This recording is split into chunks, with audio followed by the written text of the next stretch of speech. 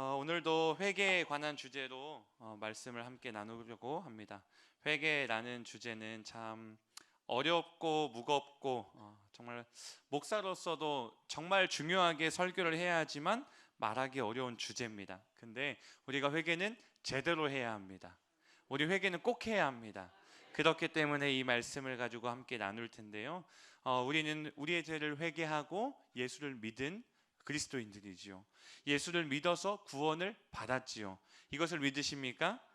이것이 전제되지 않는다면 우리의 믿음은 시작될 수가 없어요. 그래서 회개는 모든 죄가 해결되었다 뭐 이런 것들로부터 시작되는 건데, 정확하게 말씀드리면 회개는요, 모든 죄, 내 안에 있는 모든 죄가 있습니다. 그 죄를 실질적으로 꺼내서 고백해야, 정말 하나도 빠짐없이 고백해야 용서받는 게 아니에요. 그래야 용서받는 게 아니에요. 회개라는 것이 내 죄를 하나도 빠짐없이 하나님 앞에 편지 쓰듯이, 반성문 쓰듯이 다 써야 해결되는 게 아니더라라는 것입니다. 그것을 잘 기억하고, 모든 죄가 그렇게 시작되는 게 아니라 우리가 죄인임을 깨닫고 시작되는 거예요. 우리가 죄인이다, 이것을 하나님의 빛을 비추심이라고 이야기하는데, 그것으로부터 시작되고, 그것을 내가 죄인임을 인정할 때, 그리고 주 예수를 믿을 때 우리의 죄는 사함을 받고 구원에 이르는 것입니다. 이것이 우리의 첫 번째 회개인데, 오늘 제목을 보면 첫 번째 회개를 제대로 하라라는 말을 하고 있어요. 이 첫 번째 회개에 대해서는 좀 말하고 싶은 게 있다면 회개의 특별함입니다. 첫 번째 회개라는 것은 언제나 특별한 것을 따라오고 있는데, 말씀을 보면 너희가 거룩하고 의로운 일을 거부하고 도리어 살인한 사람을 놓아주기를 구하고 생명의 주를 죽였도다. 그러나 하나님이 죽은 자 가운데서 그를 살리셨으니 우리가 이 일의 증인이라. 이 말씀이 베드로가 한 거예요. 오순절날에요. 3,000명, 오순절날 3,000명이 회개한 사건 이후에 베드로가 미문에 앉아있던 안진뱅이를 고쳤을 때 사람들이 솔로몬 행각에 모였어요. 안진뱅이가 일어나니까 사람이 그 기적의 현장으로 몰리기 시작합니다.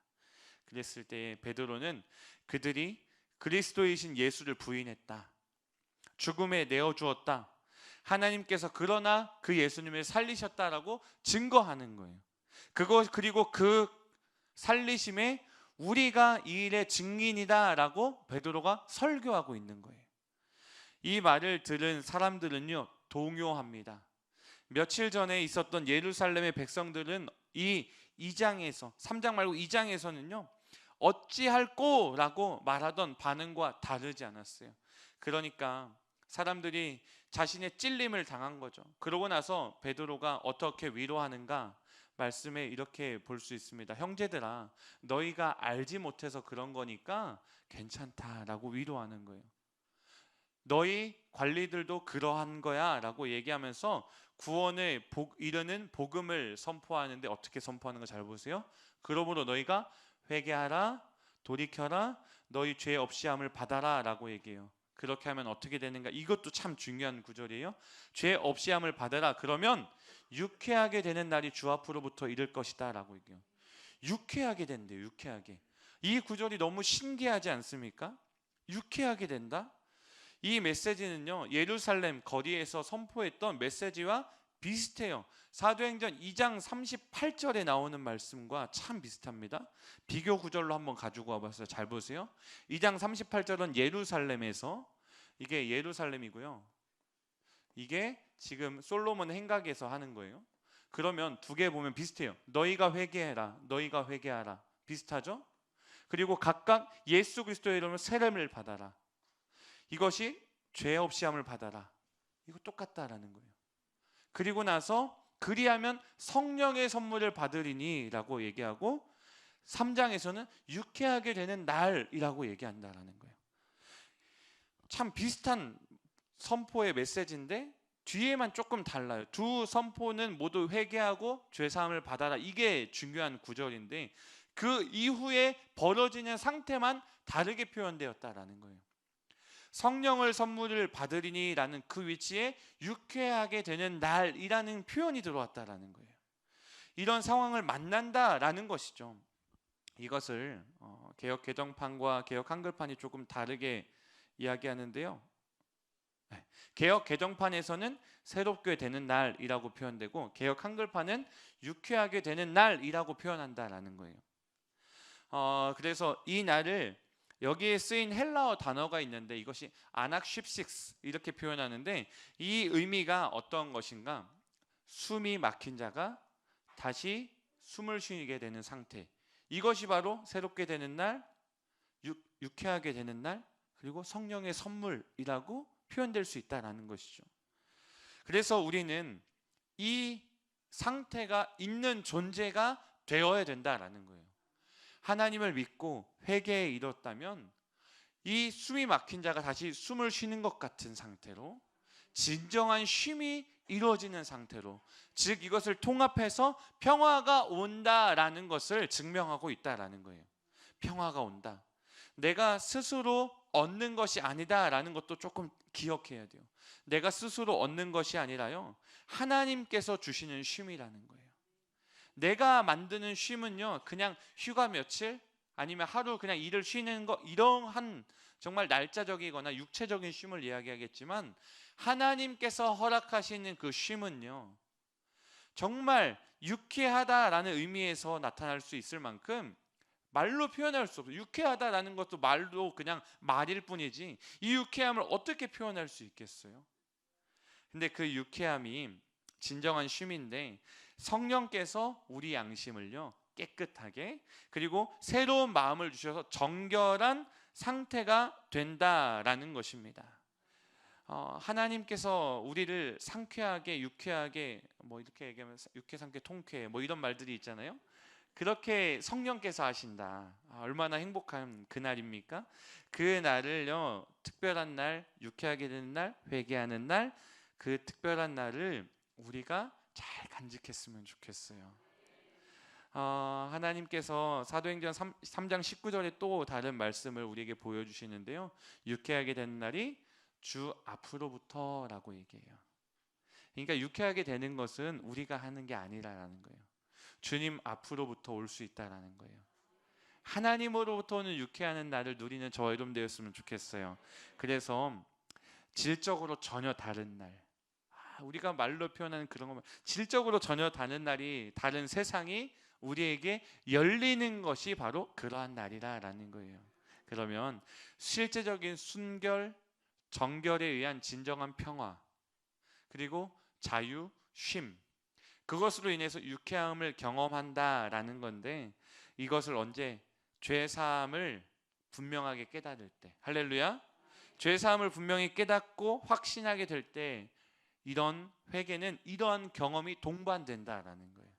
회개는 이러한 경험이 동반된다. 유쾌하게 되는 날, 특별한 날, 우리가 그렇게 되는 날을 분명히 있어요.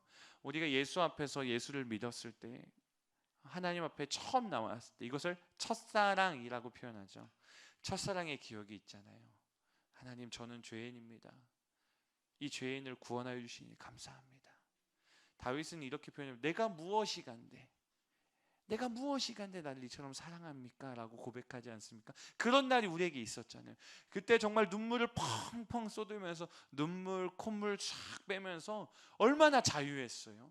그 날은 정말 잊혀지지 않는 날인 거예요. 하나님 앞에서 회개, 진정한 회개의 날이 임했을 때, 그 회개 눈물, 콧물 쫙 흘린 날은요, 상쾌해요. 정말 어떠한 짐도 나에게 없는 것처럼 유쾌한 날이다라는 것이죠.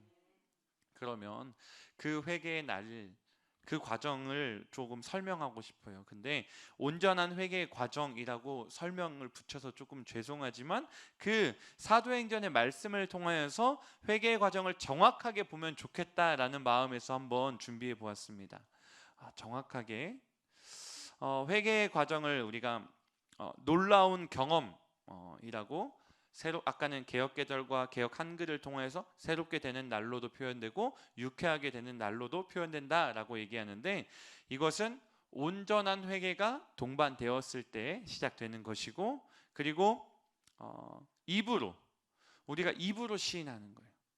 믿음은 우리가 입으로 시인할 때 시작되잖아요. 그렇기 때문에 우리에게 만약에 이 같은 경험이 없다라면요, 회개를 온전히 하였는가 다시 나를 점검할 필요가 있다라는 거예요. 대부분 사실은 대부분 이렇게 표현해서 죄송해요. 온전하게 회개하지 않은 채 입으로 예수를 시인하고 끝나는 경우가 있다라는 거예요. 그냥 그 상태로만 믿음에 이른 자들이 있다라는 거예요. 아, 나 예수 믿어요. 예수를 믿어요. 이렇게 말하고 나 교회 다녀요. 이렇게 끝나는 분들이 있다라는 거예요. 그것이 충분하다라고 생각하는 분들이 있습니다. 그것이 틀렸다라는 것이 아니라 좀 더 깊이 우리가 성숙하게 신앙생활을 하기 위해서 입으로 시인하고 믿음에 이르는 것에서 멈추지 말고 더 하자는 거예요. 더 깊이 예수를 제대로 이해하자라는 거예요. 하나님께서 우리에게 원하시는 모습을 제대로 해보자라는 거예요. 그래서 온전한 회개의 과정에 대해서 이야기하고 싶은 거예요. 그러면 회개를 어떻게 해야 하는가? 그 자세한 방법은 사도행전에 잘 나와 있었어요. 베드로가 예루살렘 거리에 설교했을 때 예루살렘의 사람들의 반응과 베드로가 말한 설교의 내용에서 우리가 볼 수 있다라는 것이죠. 오늘 우리가 읽었던 말씀이 있잖아요. 제가 종이로 다 나눠드렸는데 이것을 보시면 이렇게 조금 뭐라 해야 되지? 화면이 조금 부족할지라도 그래서 종이를 잘 보시고 같이 오시면 좋겠어요. 그런즉 이스라엘의 온 집이라고 얘기하면 이제 우리 빛 가운 모든 권속들이 다 포함되는 거겠죠. 온 집은 확실히 알지니 너희가 십자가에 못 박은 이 예수를 하나님이 주와 그리스도가 되게 하셨습니다. 그리고 여기서부터가 중요한 거예요. 이 말을 들어야 됩니다. 이 말을 들어야 돼요. 이 말이 들려지기도 하고 듣기도 하고 어쨌든 들어야 되는 것이 이제 말씀이 들리는 상태고요. 그 다음에는 마음이 찔리는 상태가 오는 거예요. 마음이 찔리는 상태. 찔림을 받다라고 설명해 놓았고 베드로와 다른 사도들에게 물어 이르되 형제들아 우리가 어찌할꼬 라고 질문하면서 베드로가 이제 얘기하는 거예요. 너희가 회개해라. 마음을 바꾸다라고 표현해 보았어요. 회개는 마음을 바꿔 먹는 거예요. 그런 표현이고 각각 예수 그리스도의 이름으로 너희가 세례를 받고 세례를 받는다라는 것을 믿음의 표현이라고 한번 생각해 봤어요. 세례를 받는 것은요 우리 온 교우분들 앞에서 받잖아요. 그것이 바로 믿음의 선포라는 거예요. 나는 이제 예수를 믿는 자들로서 내가 살아가겠습니다 라는 믿음의 고백이다. 그래서 믿다라고 표현해 보았고요. 죄사함을 받으라라는 것을 죄사함이 이루어진다라는 거예요. 그러니까 죄사함은요 내가 하는 게 아니라 받는 거라는 거예요. 죄 해결의 문제는 죄 해결의 능력은 나에게 있는 게 아니라 예수를 믿음으로부터 나에게 주어진다라는 것으로 받는다라는 표현이다라는 거예요. 그래서 그리하면 성령의 선물을 받으리니. 그래서 성령의 선물을 이렇게 표현했어요. 유쾌함이 온다. 아까 비교 구절로 봤을 때 똑같은 구절이었는데 하나는 성령의 선물을 받으리니 유쾌하게 되는 날이 이르리니. 그런 것처럼 우리가 여기까지 가보자라는 거예요. 그래서 간단히 요약하면 이런 거예요. 회개와 믿음에 이르는 과정을 설명하고 싶을 때 이렇게 표현해봤어요. 첫 번째 하나님의 말씀을 듣고 자신이 마음에 찔리고 죄인임을 깨닫게 되고, 세 번째 하나님께로 마음을 돌이키는 것, 그리고 네 번째 확증해서 세례를 받는 것. 여기까지 온다. 그래서 우리가 유쾌하게 되는 것. 그래서 믿음의 행위를 우리가 보여질 때 우리의 죄는 사해졌음이 확인되고 성령의 선물인 기쁨과 유쾌함이 오는 것이다 라는 것이에요. 우리가 그것을 가지는 게 아니라 온다라는 것을 잘 기억하고 오늘 해봤으면 좋겠어요. 그래서 첫 번째는 말씀이 들리는 상태를 함께 보려고 합니다. 회개의 시작은요 말씀이 들리는 것부터 시작되더라라는 거예요. 그들이 이 말을 듣고 라는 이 구절이 있었잖아요. 회개는요 우리의 의지적 결단이 아니기 때문에 힘든 거예요. 우리가 의지적으로 결단해서 회개해서 온전한 회개에 이른 적이 거의 없어요. 우리는 나약한 인간이기 때문에 그래요. 그래서 의지적 결단으로 되는 것이 아니라 맨 처음에는요 하나님의 말씀을 듣는 것으로부터 시작돼야 돼요. 그 듣는 것이 어떻게 되는가? 때로는요 누가 선포하는 복음, 주 예수를 믿으라 그리하면 너와 내 집이 구원을 받을 것입니다. 지금에도 지하철이나 뭐 서울역이나 이런 데서 노방전도 하시는 분들 계시잖아요. 그런 분들 아직도 하고 계시는 이유가 그 말씀 듣고 복음을 받아들이는 분들이 있기 때문이다라는 것이죠. 그 전도의 방법도 있고요. 그리고 설교의 말씀도 있어요. 우리 담임 목사님이나 부목사님들이나 이렇게 설교하시는 분들이 계시잖아요. 그 설교, 그리고 또 목장 예배 안에서 그 우리 목사님이 선포하신 것을 리마인드하면서 목장 모임할 때도 하시잖아요. 그거 하실 때도 그럴 수도 있어요. 그리고 또 하나, 성경 말씀을 읽을 때도 그렇게 될 수 있다라는 거예요. 그것이 사람이 깨닫게 되는 거예요. 왜? 근데 사람이 하는 것 같지만 그게 아니에요. 성경 말씀이 깨닫게 하시는 거예요. 하나님의 말씀에 스스로 일하시거든요. 우리는 스스로 일할 수 없지만 하나님의 말씀은 살아있고 활력이 있어. 그런 살아있는 하나님의 말씀이 우리를 깨닫게 한다라는 거예요. 그래서 그때 시작되는 거예요. 말씀 자체가 하나님이시잖아요. 그런 것처럼 우리가 하나님의 말씀을 통하여서 깨달을 때 시작될 수 있다라는 것. 첫 번째, 말씀이 들리는 거예요. 우리가 히브리서 4장 12절 13절 말씀을 빼놓고 이 표현을 할 수 없죠. 같이 읽어볼까요? 시작.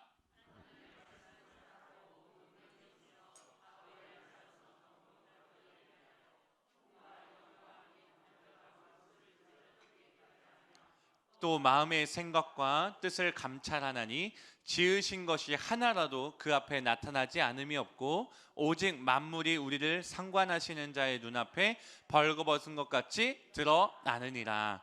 아멘. 우리가 잘 생각해 보면 우리가 말씀으로 깨달을 수밖에 없는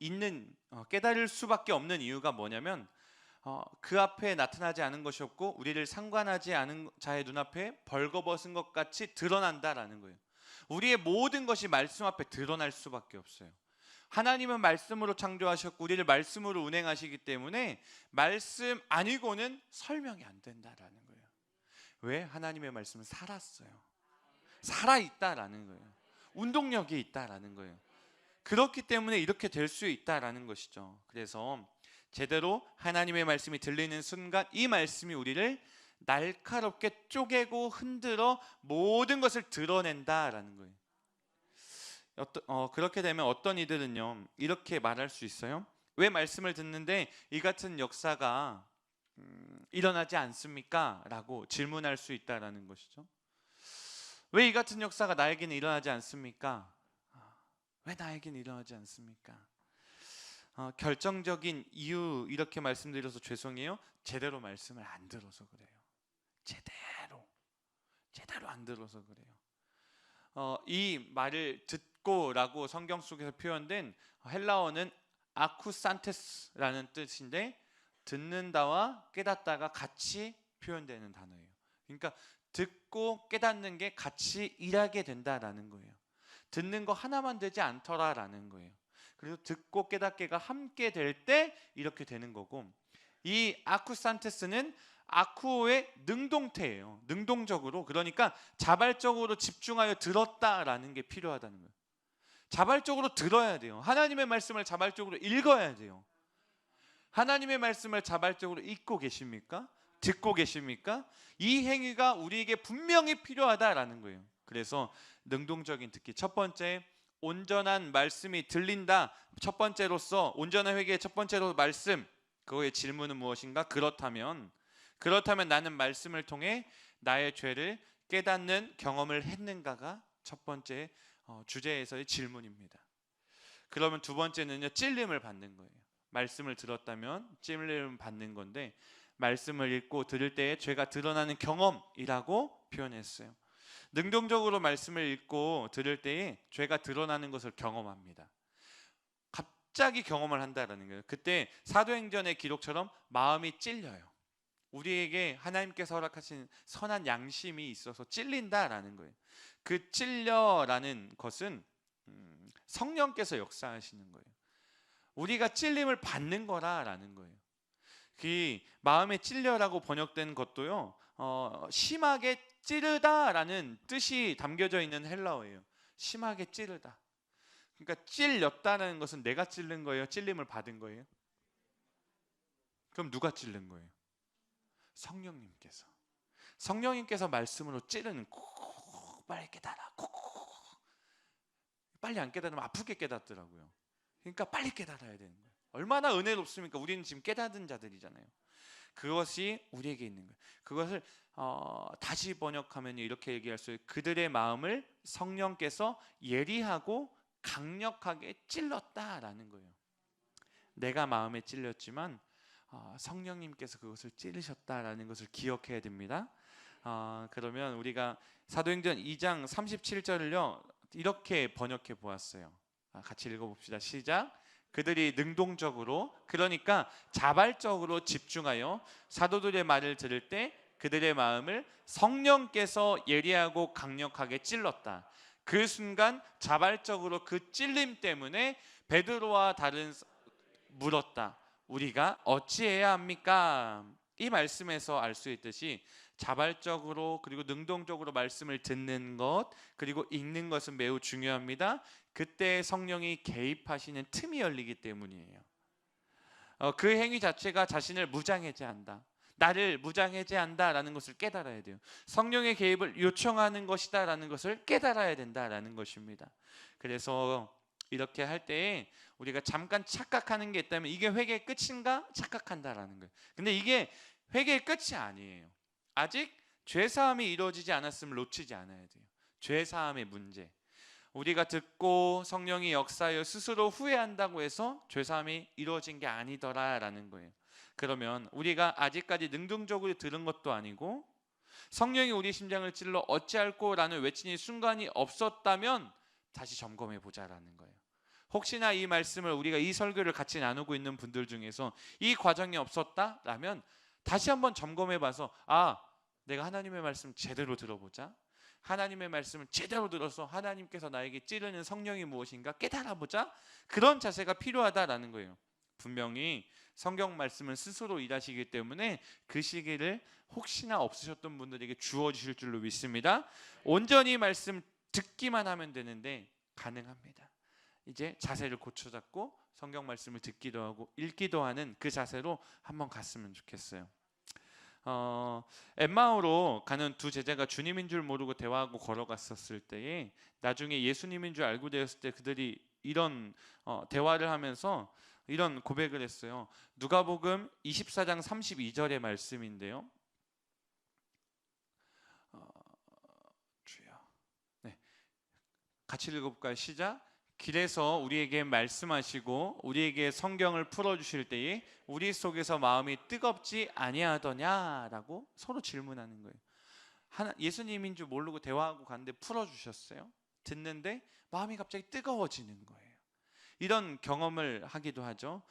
우리 감리교 창시자라고 말할 수 있는 요한 웨슬리 목사님도 올더스게이트의 한 거리의 교회 집회에서 로마서 주석 서문 그것을 그냥 들을 때에 갑자기 마음의 뜨거워짐을 경험하였다라는 일기의 예화가 있죠. 그 일화를 통하여서 우리가 마음이 뜨거워지든 찔리든 성령께서 역사하시는 그 순간순간들을 다르게 보여준다라는 것을 우리는 알게 돼요. 하지만 또 얘기하지만 이것이 회개의 끝이 아니에요. 오늘 이 두 번째 찔림, 말씀을 듣고 죄가 드러날 때 견딜 수 없는 찔림을 경험했는가? 우리 이것을 점검해 보자라는 거예요. 세 번째, 그럼 온전한 세 번째 회개는 무엇인가? 마음을 바꾸다라는 거예요. 마음을 바꾸다. 성령이 우리의 마음을 찌를 때에 해야 하는 일은요, 마음을 바꾸는 거예요. 이것은 중요하게도 우리가 자발적으로 해야 돼요. 우리가 자발적으로 해야 되는 영역이에요. 예수님과 함께 십자가에 달렸던 강도의 이야기를 다들 알고 계실 거라고 생각하고 예화로 가져와 봤는데 강도가 십자가에 달렸던 강도들이 있었잖아요. 그 강도들 가운데 처음에는 모두가 예수님을 비난했어요. 그런데 한 강도 자기들이 하는 것을 알지 못합니다라고 기도하는 예수님의 음성을 들어요. 그때 들렸을 때에 그 충격적인 기도의 내용을 들은 한 강도가 마음의 변화가 와요. 찔림을 받은 거죠.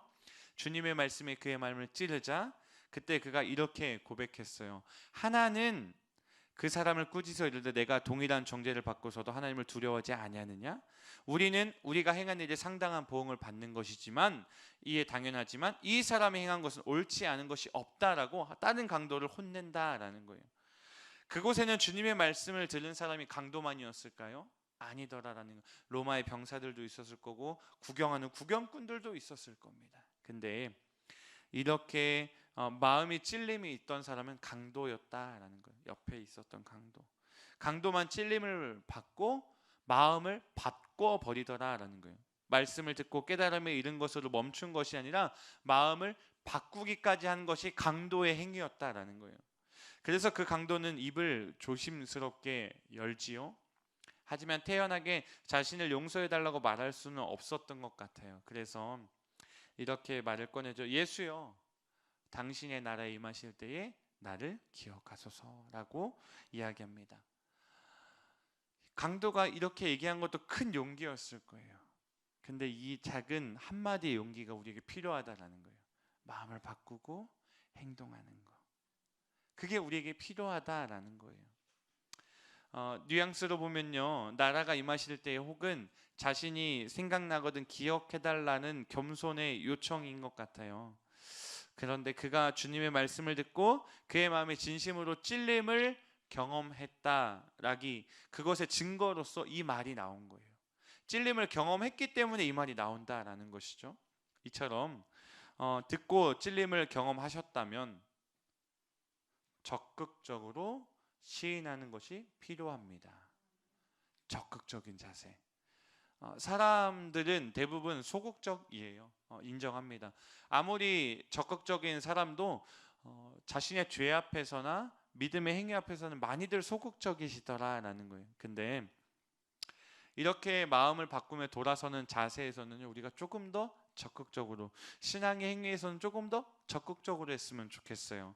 그래서 마음을 바꾸고 회개하다라는 헬라어는 메타노에오 이렇게 얘기할 수 있는데, 아예 생각을 달리해야 돼요. 그리고 하나님께로 방향과 마음을 바꿔야 된다라는 거예요. 하나님께 방향과 마음을 바꾸는 것. 그러니까 마음을 바꾸다라는 뜻이 바로 이런 표현이 담겨져 있다라는 거예요. 좀 더 쉬운 말로 이렇게 표현, 라이프 스타일을 아예 바뀌어야 돼요. 그러니까 생활 패턴 자체가 바뀌어야 된다라는 거예요. 예를 들어서 극단적으로 조금 표현해 볼게요. 퇴근하고 술 먹고 음주하고 문화를 즐기던 사람이 퇴근하고 교회에 와서 기도하고 집에 가고 찬양 듣게 되고 말씀을 읽게 되고, 이런 생활 패턴으로 바뀌어야 된다라는 거예요. 이것이 마음의 전환인데, 라이프 스타일이 바뀌는 것까지 가야 된다라는 거예요. 우리가 핸드폰으로 유튜브에서 맨날 이런저런 뉴스 보거나 이상한 소식을 보던 사람이 찬양을 들고 하나님의 말씀을 듣고 빛가운 미디어교회에 들어와서 성경 통독도 듣고 우리 목사님의 설교도 다시 듣고 계속 해야 된다라는 거예요. 이것이 우리에게 필요하다라는 거예요. 물론 완벽한 행동으로까지는 가기가 힘들겠죠. 그렇게 할 수 있는 것이 아니겠죠. 그런데 행동하는 의도와 실천하는 것으로 나타나는 마음의 전환이 일어나는 것은 분명한 거라는 거예요. 그러니까 행동하려는 의도가 시작되어야 되고 실천하는 자세가 시작되어야 돼요. 그것을요, 혼자 하기 힘들면 주변 분들에게 요청해서 같이 해달라고 하세요. 그래서 우리가 목장이 있고 교회가 있는 거 아니겠습니까? 중보를 요청하세요. 저 기도 안 하면 혼내주세요 라고 말해주세요. 제가 가끔 신방 가서 목이 많이 안 좋으시네요 이런 말 하시면, 제가 이렇게 목이 안 좋아요, 목회하고 있는 겁니다 막 이렇게 말하면서 제 목 상태가 좋아지면 혼내세요 라고 이렇게 얘기하기도 하거든요.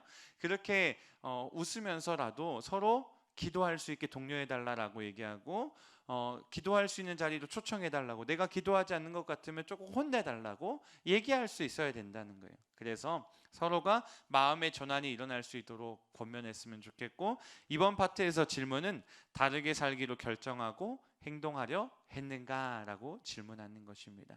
우리 말씀 마무리에 다시 점검할 거예요. 걱정하지 말고 잘 따라와 주세요. 그럼 네 번째는요, 믿음이에요. 믿음. 온전한 회개의 네 번째는 믿다라는 행동. 우리 믿음이라는 것을 어떻게 행동으로 볼 수 있는가? 말씀을 듣는 순간이 있습니다. 다시 리마인드 해보는 거. 말씀을 듣는 순간, 아니 정확하게 들리는 순간, 강도는 자신의 죄를 정확하게 봤어요. 나의 죄를 보고 마음이 찔렸습니다. 그 마음이 찔렸을 동시에 강도는 주님을 향해 방향, 마음을 바꿔버렸어요. 돌아버렸어요, 완전히. 그래서 십자가에 달려 있었지만 예수님을 믿는 행위가 나타나는 거예요. 그의 고백은 기억하소서라는 소박한 한마디의 고백이었지만 이 같은 고백 앞에 주님은 강도에게 오늘 내가 나와 함께 낙원에 있으리라 라는 초청으로 그의 구원을 선포하셨어요. 이게 이해가 되시나요? 이제 하나하나 지금 본 거예요. 들리는 순간, 마음이 찔리는 순간 기억하소서의 고백, 방향을 바꾼 고백이었고 예수님의 구원 선포로 내가 나와 함께 낙원에 있으리라 이렇게 되었어요. 이 구원의 선포에 대해서 조금 설명을 하면 앞에 언급한 사도행전의 온전한 회개의 과정을 보면 세례가 나오죠.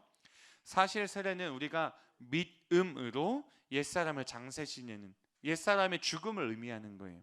옛사람을 장사 지내고 거듭났다라는 것을 확증하기 위한 모습, 온전한 세례의 장면이다라는 것이죠.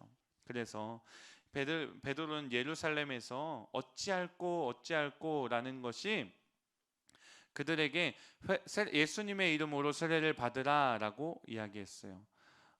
보십시오. 세례는 구원의 필요 조건이 의식이 아니라 선포의 의식이다. 어떤 의식? 선포. 왜 선포다? 사람들 앞에서 나 예수 믿는 사람이다 라고, 나 이제 예수님을 믿기로 결단했습니다 라고 선포하는 것이고, 그리고 사도행전에 회개하여 각각 예수 그리스도의 이름으로 세례를 받아라 라고 하는 것이 이제 이렇게 표현하는 거예요. 회개하여 예수 그리스도를 믿으면 이라는 것과 틀리지 않다라는 거예요. 예수를 믿는다, 세례를 받는다. 이것이 똑같은 표현 안에서 이루어진다라는 거예요. 우리가 세례가 구원의 필요의식이 아니라 선포의식이다라는 자세가 필요해요. 다 세례 받으셨지요. 혹시 세례를 받으지 않으신 분들이 있다면 그 선포의식에 적극적으로 권면해 주세요. 예수를 믿기 때문에 우리가 세례를 받음으로 예수 믿은 자로 선포하자라고 권면하는 거예요.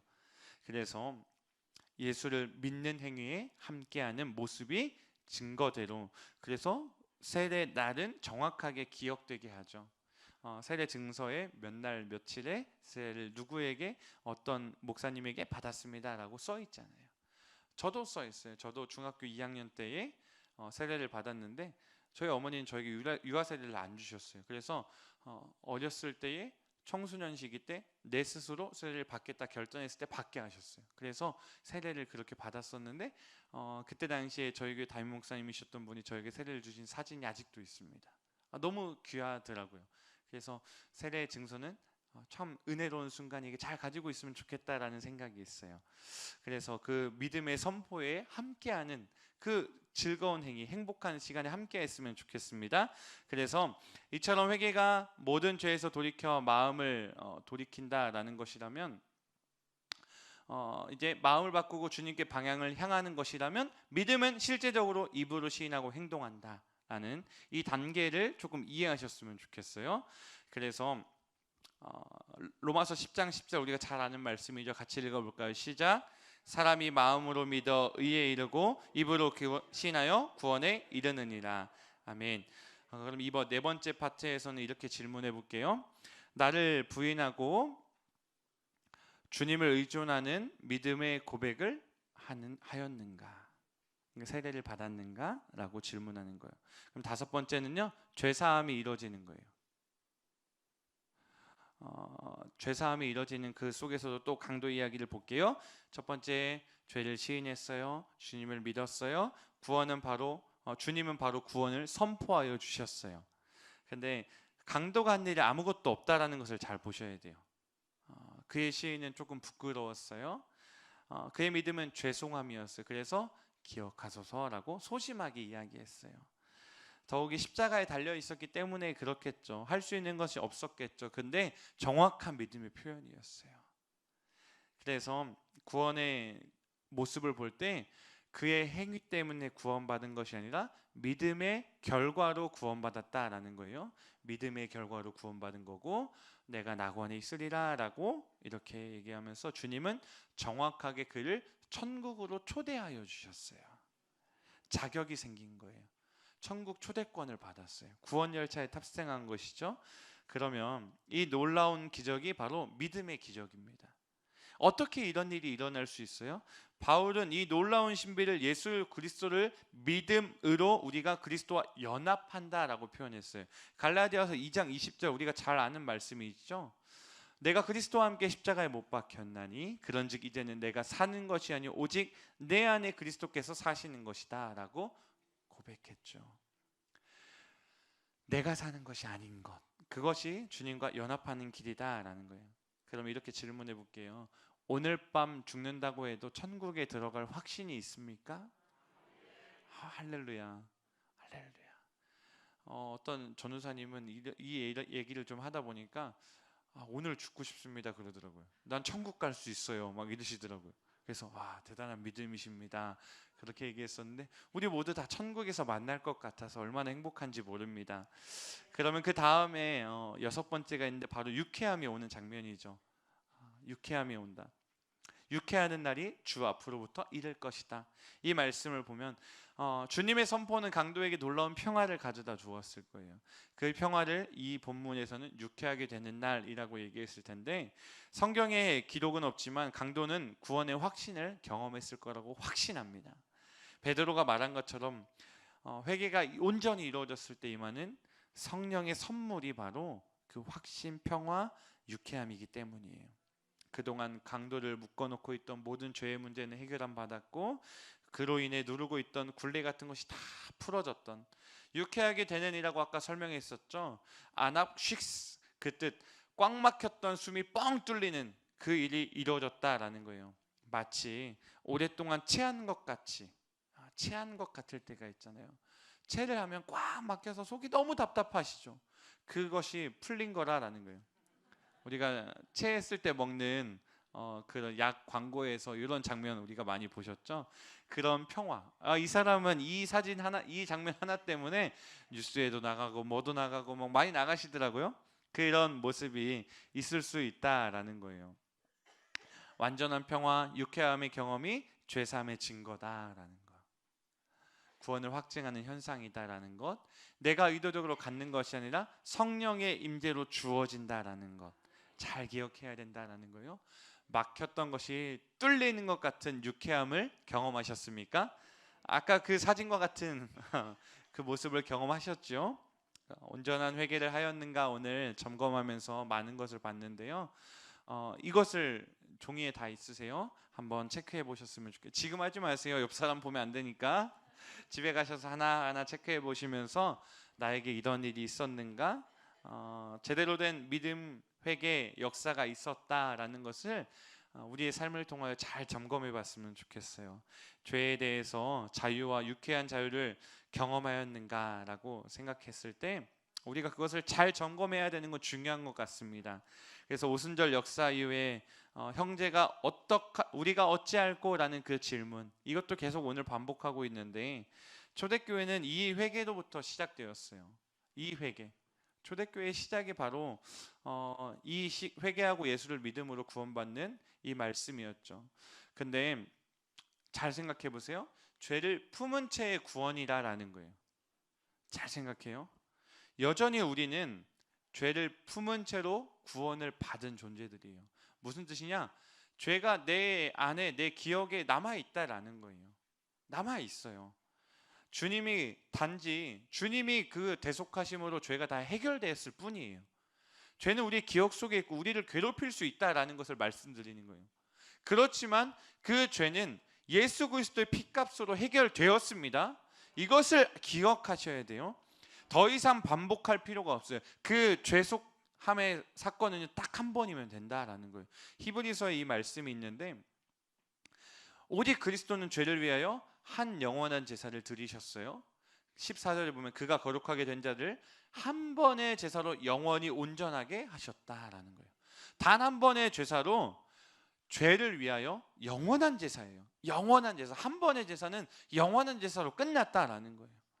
우리가 회개하고 믿음으로 구원을 받을 때, 우리가 아직 연약할 때에, 우리가 아직 죄인 되었을 때에 우리가 그 사건을 경험한다라는 거예요. 우리가 아직 연약하고 죄인이 있을 때 일어난 구원 사건이 바로 우리가 구원받는 회개한 사건이다라는 거예요.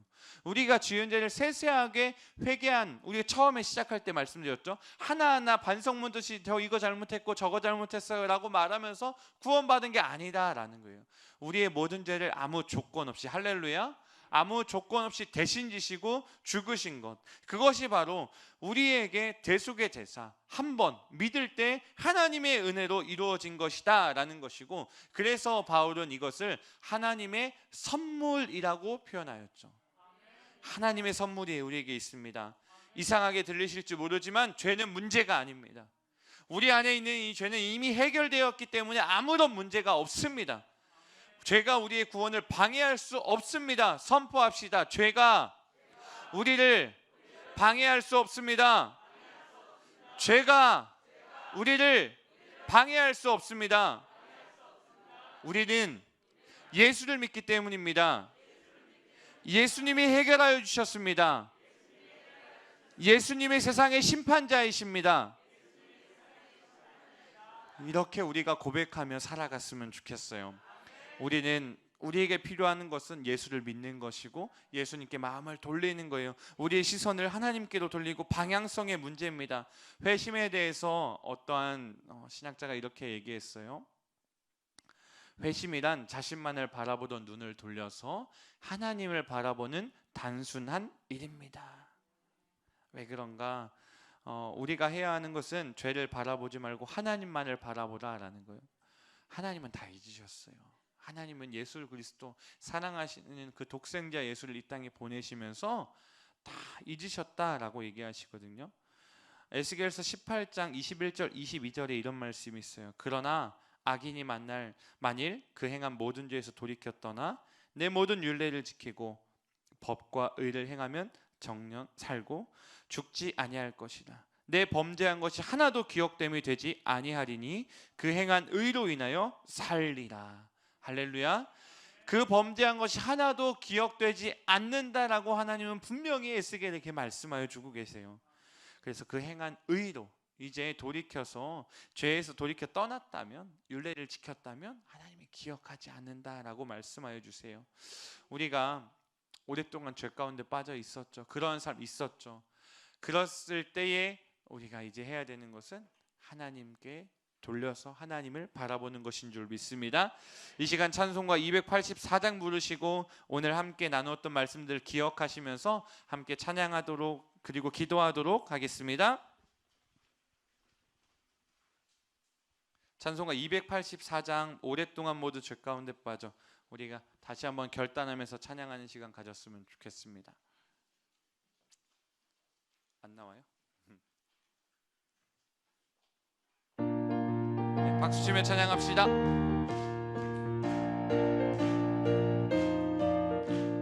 오랫동안 모든 죄 가운데 빠져 더럽기가 한량 없던 우리를 아무 공로 없이 구원함을 얻어 하나님의 자녀 지금 되었네. 주의 그 사랑 한량 없도다. 찬송할지어다 예수의 공로. 주의 그 사랑 한량 없도다. 찬송할지어다 예수의 공로.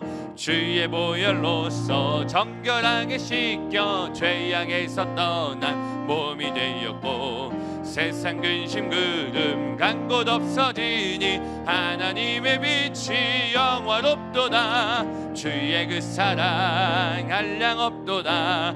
찬송할지어다 예수의 공로. 주의 그 사랑 한량 없도다. 찬송할지어다 예수의 공로. 죄의 깊은 잠과 뜬 세상의 꿈을 어서 깨어나라 나의 친구여. 은혜 받을 날과 구원 얻을 때가 지금은 세상에 선포되었네. 주의 그 사랑 한량 없도다. 찬송할지어다 예수의 공로. 주의 그 사랑 한량 없도다. 찬송할지어다 예수의 공로. 이 시간 주의 크게 세 번 부르짖고 기도할 때에 하나님, 우리의 죄의 문제는 예수님이 다 해결하여 주셨기에 우리는 믿고 우리가 하나님의 말씀을 잘 들음으로 찔려서 하나님의 말씀 그 성령의 찔림으로 아버지 내가 주님 앞에 돌아왔사오니 하나님께 마음을 돌려서 하나님께 내가 믿음의 고백을 하게 하시고 믿음의 선포를 하게 하시며 나의 모든 온전한 회개의 과정을 점검하는 시간 되게 해달라고 기도하며 나가겠습니다. 주의 크게 세 몸을 입고 기도하며 나아갑니다. 주여 주여 주여 하나님 아버지 감사합니다. 오늘 나에게 아버지 회개의 과정을 다시 한번 점검하게 하시니 감사합니다. 아버지 하나님 내가 온전히 회개했는가, 하나님의 말씀을 들음으로 아버지 내 영혼 안에 하나님의 말씀이 들어왔는가, 아버지 내가 아버지 제대로 말씀을 듣고 있었는가 점검합니다. 아버지요 내가 온전하게 제대로 듣기 원하오니 하나님 역사하여 주셔서 말씀이 들리게 하여 주시옵소서. 아버지 내 말씀이 들려서 마음의 찔림이 있기 원합니다. 하나님 성령님이 내 마음을 찌르고 있음을 내가 기억하게 하여 주시옵소서. 아버지 하나님 그리하여서 내가 회개하는 마음으로 마음을 돌이키게 하여 주시옵소서. 마음을 돌리게 하여 주시옵소서. 그래서 예수 그리스도의 이름으로 세례를 받게 하시고 그 세례에 믿는 믿음의 선포에 다 같이 동행하도록 하여 주시옵소서. 아버지 그 과정에 있기 원합니다. 우리가 죄사함을 받기를 원합니다. 죄사함이 이루어지기를 원합니다. 아버지 그리하여 성령의 선물을 받게 하여 주시옵소서. 유쾌한 날이 이르도록 아버지 내 영혼을 붙잡아 주시옵소서. 아버지 하나님 유쾌한 날이 우리에게 이미 평화로 주어졌음을 믿게 하시고 그 안에 우리가 거하여서 하나님의 말씀으로 살아가는 우리 모든 원석들 다 될 수 있도록 이 빛 가운데 속한 모든 원석들을 붙잡아 주시옵소서. 하나님 오늘 말씀을 통하여 잘 점검하게 하시고 아버지 하나님이여 잘 기도하게 하셔서 하나님 앞에서 잘 회개하고 온전히 회개하여 아버지의 말씀을 잘 듣는 모든 원석들 되게 하여 주시옵소서. 하나님 아버지 감사합니다. 회개의 과정을 하나하나 점검하여 내가 하나님의 말씀을 잘 듣고 있었는가, 하나님이 말씀하실 때에 내가 성령의 찔림을 잘 깨닫고 있었는가, 그리하여 하나님 죄사함의 문제를 해결받아 하나님께 잘 나아왔었는가 점검하기를 원합니다. 내가 마음을 잘 돌이켰는지, 하나님만을 잘 바라보고 있었는지, 그리하여 내가 세례를 받았었는데 그 믿음의 선포를 잘 했었는지, 그 믿음의 선포를 내가 하고서 멈추고 있진 않은가 돌아봅니다. 그리하여 하나님 성령의 선물 유쾌함이 되는 날이 나에게 있음을 선포하오니 하나님 나를 위해 이 땅에 예수 그리스도를 보내주셔서 감사합니다. 부족한 죄인 사람이 무엇이간데 아버지 나를 위하여 그렇게까지 하셨습니까? 아버지 아직도 나는 죄인으로 살아가고 있기에 하나님을 믿고 하나님 앞에서 죄의 문제를 해결함 받으며 일평생 하나님께 붙들는 인생들로 살아가게 하여 주시옵소서. 오늘도 예배를 드린 손길, 예배를 위해 물질을 드린 손길들 있습니다. 아버지 여기까지 동행하여 주신께 감사하며 믿음의 유업을 주셨음을 감사하며 기도하고 있습니다. 아버지 역사하여 주시옵소서. 1교구의 부흥과 아버지 1교구 3지역의 연합과 믿음의 진보를 통하여 서울 대붕의 노른자가 되게 하여 주시옵소서. 코로나 질병 잘 이기고 예배하게 하신 주님께 감사하며 100일 작정 기도를 위하여 자녀의 믿음 회복과 결혼의 축복을 위하여 기도하는 자들, 10의 1조를 드리는 자들도 있사오니 아버지여 되갚아 주시옵소서. 아버지 선교의 예물, 미래 비전센터 성전, 새 성전 마무리 예물 드린 손길들도 있습니다. 아버지 빛 가운 제단의 성전을 아름답게 잘 마무리될 수 있도록 인도하여 주시옵소서.